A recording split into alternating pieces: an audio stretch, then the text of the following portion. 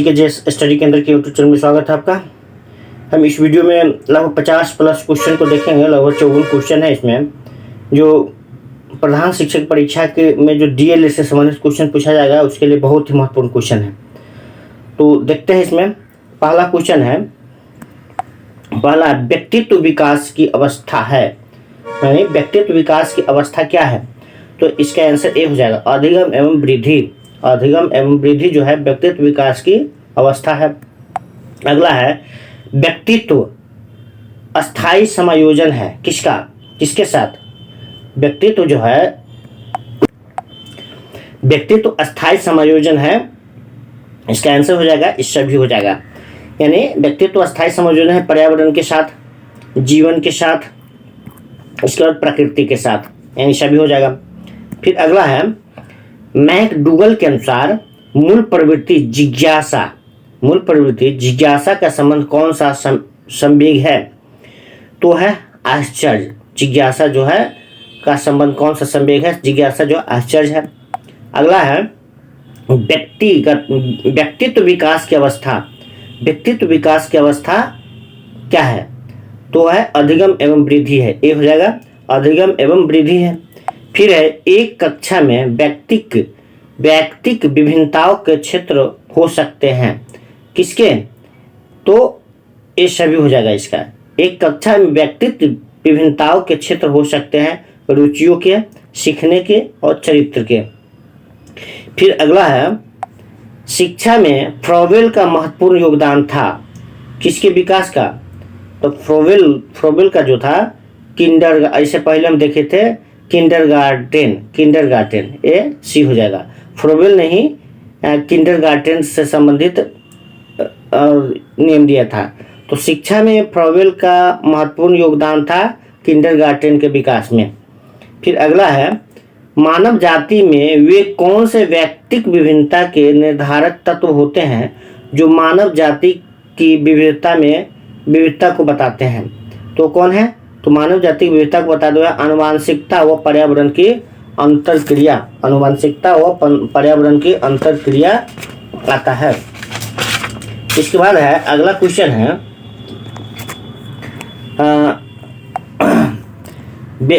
व्यक्तिक विभिन्नता की मिलन के संबंध में एक अध्यापक की भूमिका होनी चाहिए। कैसी भूमिका होनी चाहिए? तो इसमें ए और बी दोनों हो जाएगा, यानी सी उपरोक्त दोनों है। क्या है? व्यक्तित्व के दृष्टिकोण, अभिरुचि और योग्यता को जानने का प्रयास। और दूसरा में है, व्यक्ति आधारित पाठ्यक्रमों को उनकी आवश्यकता के अनुसार समझने की कोशिश। तो ये दोनों हो जाएगा। फिर अगला है, शिक्षा का किंडरगार्टन पद्धति का प्रतिपादन किसने किया?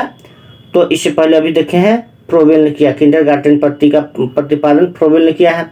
फिर अगला है, चरित्र का विकास होता है किसके साथ, किसके द्वारा? चरित्र का विकास किसके द्वारा होता है?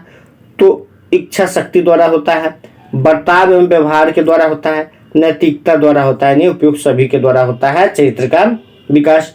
फिर अगला है, मैकडूगल के अनुसार प्रत्येक मूल प्रवृत्ति से संबंध है। यानी मैकडूगल के अनुसार प्रत्येक मूल प्रवृत्ति जो है मूल प्रवृत्ति से संबंध होता है। किस मूल प्रवृत्ति से संबंध होता है? तो होता है संवेग से संबंधित होता है। फिर अगला है, कौन सा सिद्धांत व्यक्त करता है कि मानव मस्तिष्क एक बर्फ की बड़ी चट्टान के समान है, जो कि अधिकांशतः छिपी रहती है एवं उसमें चेतना की 3 स्तर है, एवं चेतन के 3 स्तर है। तो इसका आंसर हो जाएगा सी, मनोविश्लेषणात्मक सिद्धांत। वह कौन सा सिद्धांत व्यक्त करता है कि मानव मस्तिष्क जो है एक बर्फ की बड़ी चट्टान के समान है, जो अधिकांशतः छिपी रहती है एवं उसमें चेतन की 3 स्तर है। तो वह मनोविश्लेषणात्मक सिद्धांत होता है। फिर अगला है, फ्रायड, पियाजे एवं अन्य मनोवैज्ञानिकों ने व्यक्तित्व विकास के विभिन्न अवस्थाओं के संदर्भ में व्याख्या की है, परंतु पियाजे ने क्या किया है? तो पियाजे ने सी हो जाएगा, विभिन्न अवस्थाओं को समझाने के लिए संज्ञान बदलाव के बारे में कहा है। ब्याजे ने कहा है विभिन्न अवस्थाओं को समझाने के लिए संज्ञानात्मक बदलाव के बारे में कहा है।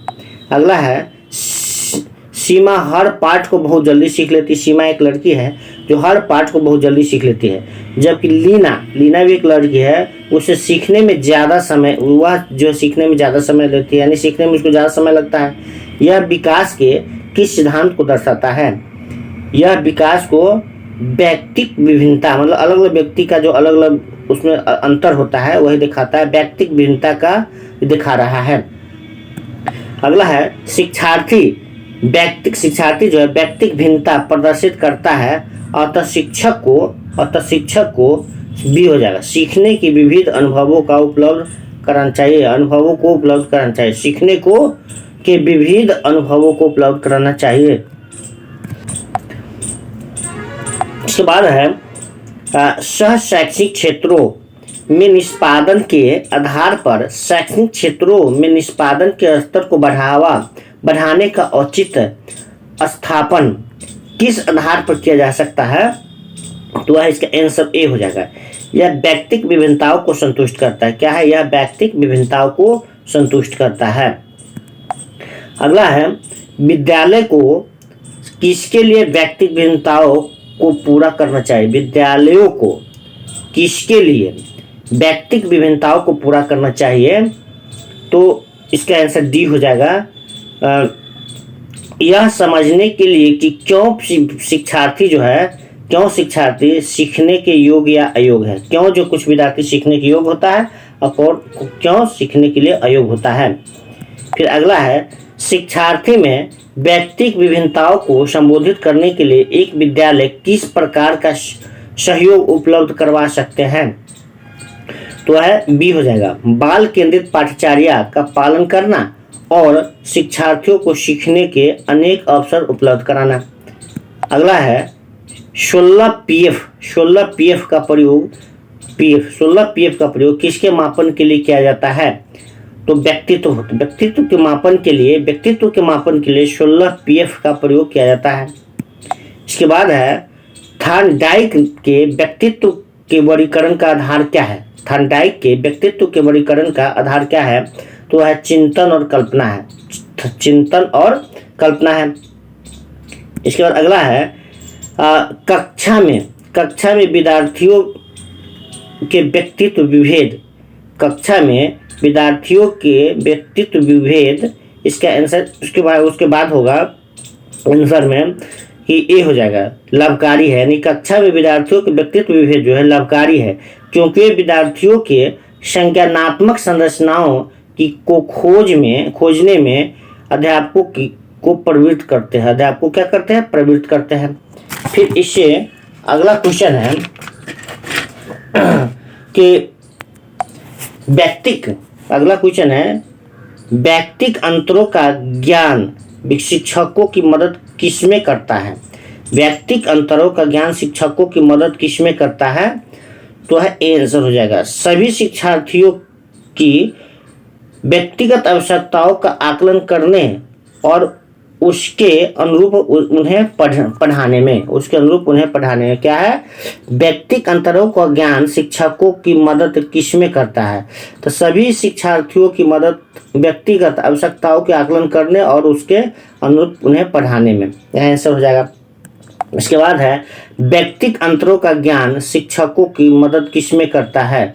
फिर एक और है, तो वही क्वेश्चन रिपीट हो गया है। क्या है? इसका आंसर डी हो जाएगा। सभी शिक्षार्थियों को व्यक्तिगत आवश्यकताओं को आकलन करने और उसके अनुरूप उन्हें पढ़ाने के लिए, वही है, खाली ऑप्शन चेंज था। इसके बाद अगला है शिक्षार्थी यानी अधिगमकर्ता कि व्यक्तिक विभिन्नताओं के संदर्भ में शिक्षिका को क्या करना चाहिए?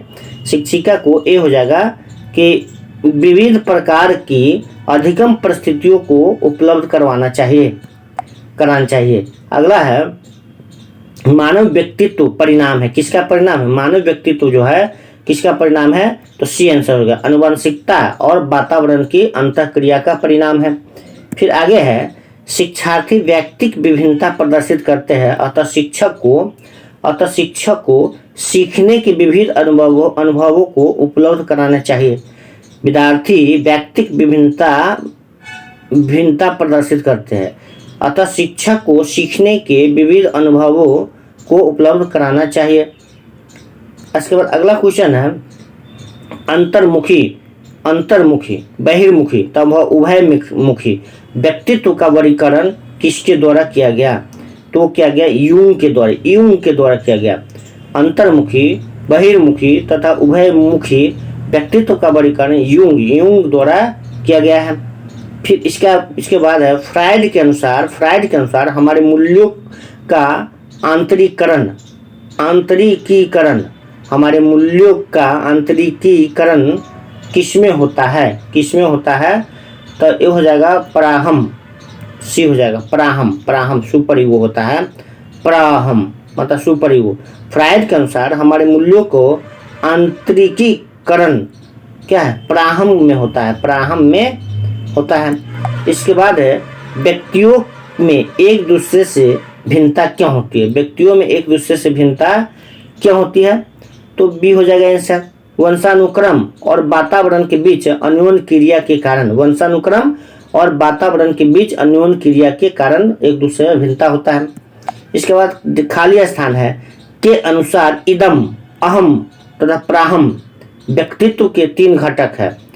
किसके अनुसार? फ्रायड के अनुसार। अभी देखिए इससे पहले फ्रायड के अनुसार इदम, अहम तथा प्राहम व्यक्तित्व के 3 घटक है। फिर अगला है निम्नलिखित में से कौन सा व्यक्तित्व का प्रक्षेपी परीक्षण नहीं है? व्यक्तित्व का प्रक्षेपी परीक्षण नहीं है। तो इसमें कौन हो जाएगा? इसका पहला है रोर्सा स्याही धब्बा परीक्षण, ये होगा। इसके बाद है शब्द सहचर्य परीक्षण, ये भी होगा। इसे TAT परीक्षण, ये भी होगा। तो नहीं कौन है? तो 16 PF परीक्षण क्यों? व्यक्तित्व का प्रक्षेपी परीक्षण नहीं है, 16 PF परीक्षण नहीं है व्यक्तित्व का। इसके बाद अगला है पढ़ाते समय सामान्य कक्षा में अध्यापक का सर्वाधिक ध्यान किस मनोवैज्ञानिक तथ्य पर होना चाहिए? तो वह व्यक्तिक विभिन्नता पर होनी चाहिए। फिर अगला है व्यक्ति में उन मनोशारीरिक अवस्थाओं का गतिशील संगठन जो उसके पर्यावरण के साथ अद्वितीय सामंजस्य निर्धारित करता है कहलाता है। क्या कहलाता है? वह व्यक्तित्व कहलाता है। व्यक्ति में उन मनोशारीरिक अवस्थाओं की गतिशील संगठन जो उसके पर्यावरण के साथ अद्वितीय सामंजस्य निर्धारित करता है, क्या कहलाता है? वह व्यक्तित्व कहलाता है। फिर है बाह्य आभास के आधार पर व्यक्तिगत का वर्णन कहा जाता है। क्या कहा जाता है? वह सतही दृष्टिकोण। बाह्य आभास के आधार पर व्यक्तिगत का वर्णन कहा जाता है सतही दृष्टिकोण कहा जाता है। मतलब बाह्य आभास के आधार पर व्यक्तिगत का वर्णन कहा जाता है सतही दृष्टिकोण। फिर है व्यक्तिगत भेद पाए जाते हैं क्या है? बुद्धि स्तरों में, ये भी होगा। अभिवृत्ति में, ये भी होगा। गतिवाही योग्यता में, ये भी होगा। तो ये सभी हो जाएगा। यानी व्यक्तिगत भेद पाए जाते हैं बुद्धि स्तरों में, अभिवृत्ति में और गतिवाही योग्यता में। फिर अगला है व्यक्तित्व का पहला प्रकारात्मक वर्गीकरण प्रस्तुत किया। किसने प्रस्तुत किया? व्यक्तित्व का पहला प्रकारात्मक वर्गीकरण प्रस्तुत किया गया। किसके द्वारा? तो हिप्पोक्रेटस के द्वारा यानी हिप्पोक्रेटस ने व्यक्तित्व का पहला प्रकारात्मक वर्गीकरण प्रस्तुत किया। किसने? हिप्पोक्रेटस ने। फिर अगला है अंतर्मुखी व्यक्तित्व एवं बहिर्मुखी व्यक्तित्व का वर्गीकरण किसने किया? तो इसको यूंग, अभी से पहले भी देखे थे। अंतर्मुखी व्यक्तित्व एवं बहिर्मुखी व्यक्तित्व का वर्गीकरण यूंग ने किया। इसके बाद है ग्रंथियों के आधार पर व्यक्तित्व के विभिन्न प्रकारों की चर्चा किसने की? तो यह कैनन ने किया था। ग्रंथियों के आधार पर व्यक्तित्व के विभिन्न प्रकारों की चर्चा किसने किया? तो क्या किसने किया? तो कैनन ने किया। तो इस तरह से फिर अगला है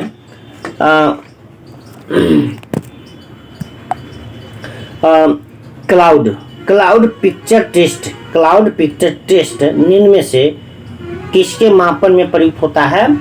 तो व्यक्तित्व के मापन में प्रयुक्त होता है। क्लाउड पिक्चर टेस्ट किसके मापन में प्रयुक्त होता है? तो व्यक्तित्व के मापन में प्रयुक्त होता है क्लाउड पिक्चर टेस्ट। फिर अगला है निम्न में से कौन सा से भिन्न है? इसमें दिया हुआ है, इसमें सबसे अलग कौन है? तो TAT 16PF और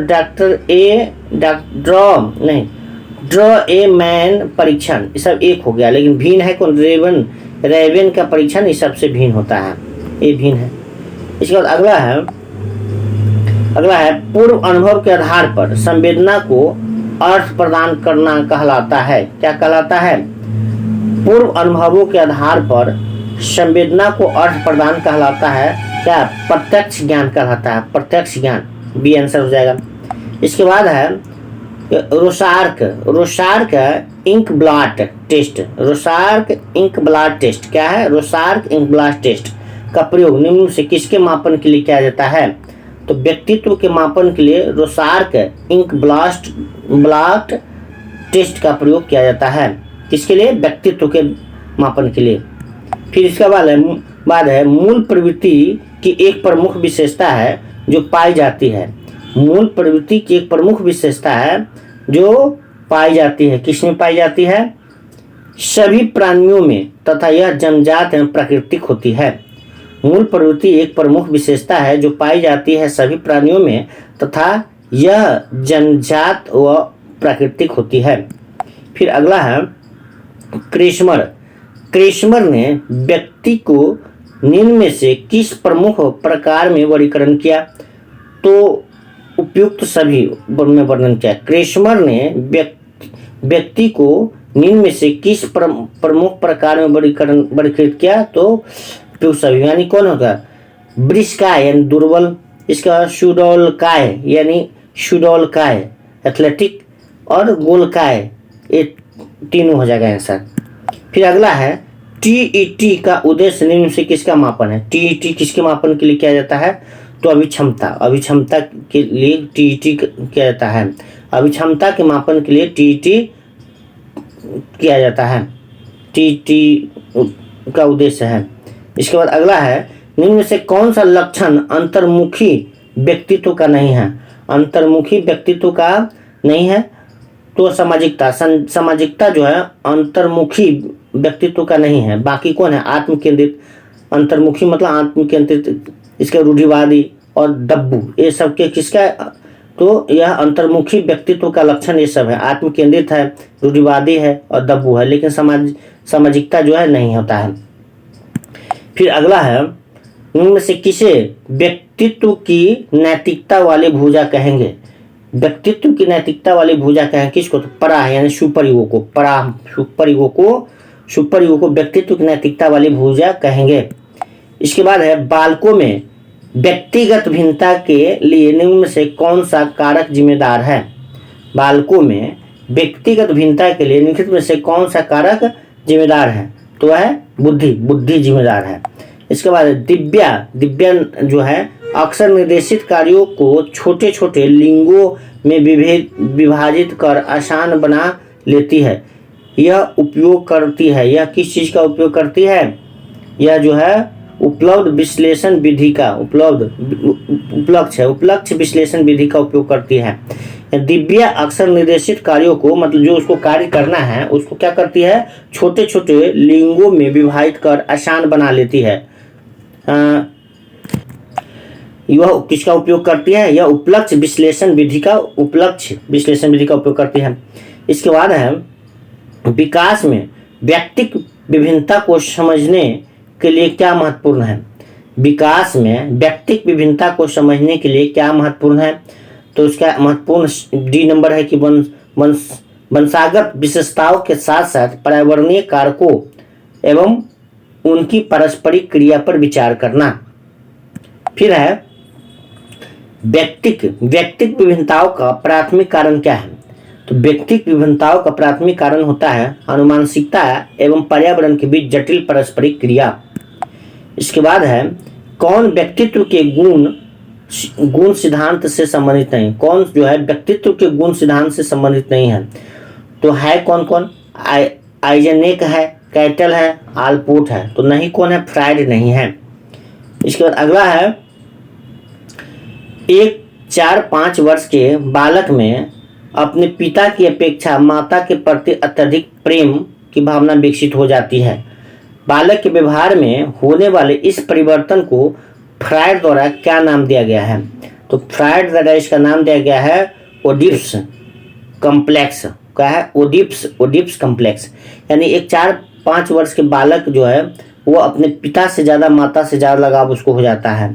तो इस व्यवहार में जो परिवर्तन होता है उस व्यवहार को फ्रायड ने ओडिप्स कॉम्प्लेक्स कहा है। इसके बाद है निम्न से कौन सा व्यक्तित्व मापन की प्रक्षेपी तकनीकी है। तो व्यक्तित्व मापन की प्रक्षेपी तकनीकी है प्रासंगिक अंतर्बोध परीक्षण। प्रासंगिक अंतर्बोध परीक्षण है। यानी निम्नलिखित में से कौन सा व्यक्तित्व मापन की प्रक्षेपी तकनीकी है। तो प्रासंगिक अंतर्बोध परीक्षण है। तो इस तरह से लगभग 53-54 क्वेश्चन इस वीडियो में देखे हैं जो प्रधान शिक्षक परीक्षा के लिए डीएलएड से संबंधित क्वेश्चन था, जो बहुत ही महत्वपूर्ण था। फिर इससे आगे अगले वीडियो में देखेंगे। तब तक के लिए धन्यवाद।